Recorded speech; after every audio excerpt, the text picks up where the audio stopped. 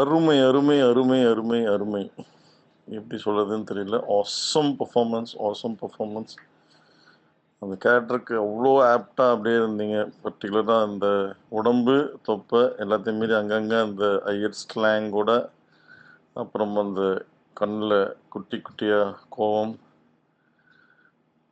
எல்லாமே அந்த அசால்ட்டா கையெழுத்து போட்டுடலாம் சார், அதுக்கு பேச முடியலம்மா சார் அப்படின்றது அதெல்லாம் ரொம்ப அருமைண்ணா, ரொம்ப அருமைண்ணா. இது டேனியல் பாலாஜி. ஒரு நல்ல கலைஞன் அவர். ஒரு நல்ல கலைஞன் வந்து ஒரு நல்ல ரசிகனாக இருக்கணும். என்னோட நெஞ்சுக்கு நீதி படத்தை பார்த்துட்டு இவ்வளோ டீட்டெயிலாக அவர் வந்து ஒரு ஒரு நுணுக்கங்களையும் அவர் சொல்லியிருந்தார். அவர் காலேஜ் படிச்சுட்டு இருந்தபோது, அதாவது அது என்னது பேச முடியல, மன்னிக்கணும். அவர் வந்து டிப்ளமா பண்ணிகிட்டு இருந்தார் ஃபிலிம் இன்ஸ்டியூட்டில் டைரக்ஷனுக்கு. அப்போது அவர் டைரக்ட் பண்ண படம், டிப்ளமாக்கு ஒரு படம் பண்ணணும். அதே மாதிரி அவருக்கு ஃப்ரெண்டு கேமராமேன், அவருக்கு ஒரு படம் இவர் டைரக்ட் பண்ணணும். ஸோ இந்த மாதிரி 2 படங்களில் வந்து நான், நிறைய ஆர்டிஸ்ட்டு, உமாரியாஸு, நிறைய பேர் நடிச்சிருந்தோம். எங்கள் வீடு வந்து அப்போது அடையார் அந்த ஃபிலிம் இன்ஸ்டியூட் பக்கத்தில் எங்களுக்கு வீடு. அடிக்கடி வீட்டுக்கு வருவார். அப்புறம் எனக்கு நானும் அவரும் சேர்ந்து குட்டி பத்மினி மேடம் கிட்டக்க ஒர்க் பண்ணோம். அவர் டைரக்டர் ஆகணும்னு ரொம்ப ஆசைப்பட்டார். நிஜமாகவே ஒரு நல்ல டைரக்டராக வந்திருப்பார். ஏன்னா நான் அவரோட டைரக்ஷனில் நடிச்சிருக்கிறேன். ரொம்ப அன்பானவர். அது எல்லாம் உண்டு, எல்லாமே எக்ஸ்ட்ரீம் தான் அவருக்கு. அன்புன்னா அவ்வளோ எக்ஸ்ட்ரீமு. பாராட்டுறதுன்னு பாருங்கள் எப்படி பாராட்டியிருக்காருன்னு. அந்த மாதிரி ஒரு பாசத்தை கொடுக்கணுன்னாலும் அப்படி கொடுப்பார், கோபத்தையும் கொட்டுவார். ஆனால் அதே சமயத்தில் சாந்தமாயிட்டு வந்து ரீசன் அவுட் பண்ணுவார். அவங்க அம்மா ரொம்ப ஆன்மீகத்தில் இருக்கிறவங்க. ஸோ அவங்களுக்கு வந்து வீடோட கோயில் சிறந்ததுன்ட்டு ரொம்ப ரொம்ப கஷ்டப்பட்டு அவராகவே ஒரு கோயிலை கட்டி, பெருமை ஆளுங்களை வச்சு கட்டுறது இல்லாமல் அவரே டிசைனில் இன்வால்வ் ஆகி, அப்புறம் எவ்வளோ வருஷத்துக்கு வேணால் அந்த கோயில் இருக்கணும்னு கல்லில் செய்யணும், சிமெண்ட்டு செங்கல்லாம் வந்து போயிடும் கொஞ்சம் வருஷங்களில் அப்படின்ட்டு பண்ணிவிட்டு, அந்த கோயிலில் வந்து இன்விடேஷன் கும்பாபிஷேகத்துக்கு எப்போ பேசிகிட்டு இருக்கும்போது சொன்னார், க்ளப் ஹவுஸ்லேயே எங்கேயோ, ஆனால் இந்த மாதிரி கோயில் கட்டுறேன்னே, நீங்கள் கட்டாயம் வரணுன்னுட்டு. நான் சொன்னேன், எப்பா நான் சாமிலாம் எங்கேயா நான் கும்பிட போகிறேன், சும்மா வந்து பாங்கண்ணே, உங்களுக்கு ஆர்ட் ரொம்ப பிடிக்கும் இல்லையா, அதனால் நீங்கள் வந்து பாருங்கன்ட்டு. இது ஆர்ட்டுக்காக தான் இதெல்லாமே வச்சுருக்கிறோம்.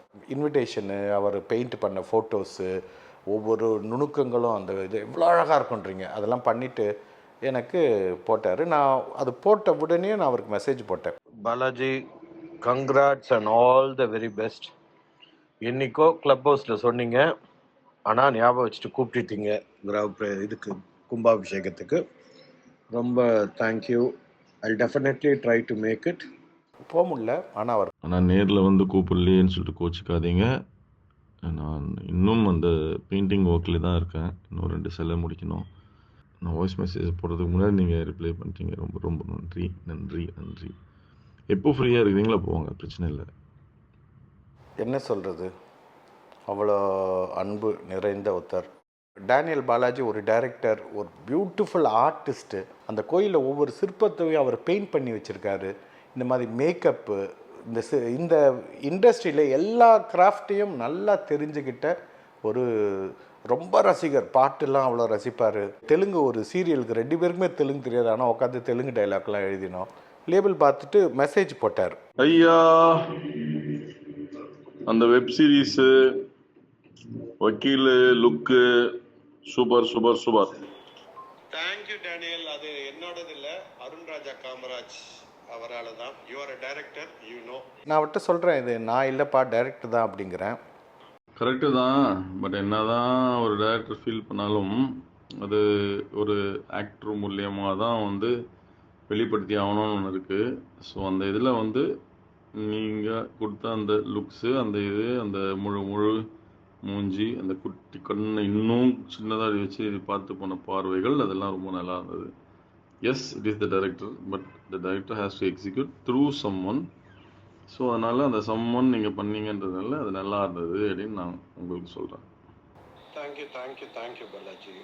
நான் டைரக்ட் சார்ட்டு சொல்லி தேங்க்யூ தேங்க்யூ தேங்க்யூ பாலாஜி. உங்கள் கூட பல வருஷங்கள், உங்களுக்கு அப்போ ரொம்ப சின்ன வயசு, 20 வயசு கூட இருந்திருக்காது, அப்போலேருந்து எனக்கு உங்களை பழக்கம். இன்றைக்கி வந்து உங்கள் உயிரற்ற அந்த உடலை பார்க்குறப்போ என்னால் கண்ட்ரோல் பண்ண முடியல. ஏன்னா எப்பவுமே ஒரு சுறுசுறுப்பாக இருப்பீங்க மனசுக்குள்ளே, ஆனால் ஒரு மாதிரி ஸ்லோ பேஸ்டாக தான் இருப்பீங்க. நீங்கள் பார்க்குற பார்வை, உங்கள் கண்ணோட அழகு, உங்களோட ஒவ்வொரு ஆக்ஷனையும் சொல்ல முடியாத அளவுக்கு எனக்கு சோகம். எனக்கே அப்படி இருக்குன்னா உங்கள் தாய், அவங்க ரொம்ப ஸ்ட்ராங்காக இருந்தாங்க பார்க்க. பட் ஒரு என்னதான் இருந்தாலும் ஒரு தாய்க்கு வந்து இந்த இழப்பு, ஒரு சகோதரனுக்கு, உங்கள் ஃபேமிலிக்கு, உங்களை மேலே அன்பு வச்சுருந்த ரசிகர்களுக்கு, இன்றைக்கி பார்க்குற பெரிய டைரக்டர்ஸ் எல்லாரும் வந்து நின்றாங்க. இதை நான் பார்த்துட்டு எனக்கு அந்த டைமில் சிடிவியில் இவர் டைரக்ட் பண்ண வந்தார், கௌதம் வாசுதேவ மேனன் சார், ஃபஸ்ட்டு படம் மின்னல். அப்போ நாங்கள் எல்லாம் ஒன்றா உட்காந்து பேசுவோம். இன்றைக்கி நான் வந்து அவருக்கு காலையில் ஃபோன் பண்ணேன் இந்த நியூஸ் தெரிஞ்ச உடனே. அவர் இதுதான் விஷயம் தெரிஞ்சுட்டு என்னை கூப்பிட்டுட்டு ரொம்ப பேசிட்டு இருந்தோம் பாலாஜி பற்றி.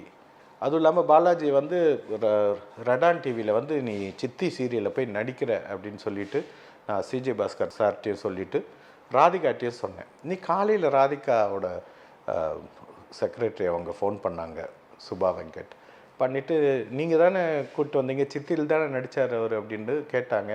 ரீகன்ஃபார்ம் பண்ணிக்கிறேன் அப்படின்னு சொன்னாங்க. ஆனால் என்ன விஷயம்னு சொல்லலை. கொஞ்சம் நேரத்துக்கு அப்புறம் தான் எனக்கு தெரிய வந்துச்சு. எனக்கு ரொம்ப ஷாக்கிங்காக இருந்துச்சு. எங்கே போனாலும் அவர் வந்து ரொம்ப ஆர்டிஸ்டிக்கான ஒரு person. So wherever he is he will be enjoying his life. வாழ்க்கையை வந்து அணுவாக ரசித்து என்ஜாய் பண்ணவர். கொரோனா டைமில் எவனையே எட்டி உதைச்சிட்டு வந்தவர். 2வது தரம் கொரோனாவில் ரொம்ப கஷ்டப்பட்டார். பட் ரொம்ப தைரியசாலி, எதுக்கும் பயப்பட மாட்டார். எதுவாக இருந்தாலும் what you see is what you get from him. என்ன இதுவாக இருந்தாலும் முகத்துக்கு நேரம் பேசக்கூடிய ஒரு மனிதர்.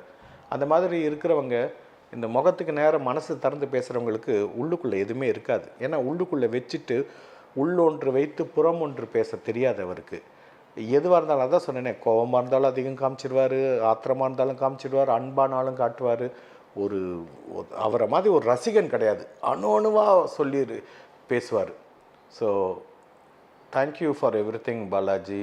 Thank you for being a friend and thank you so much.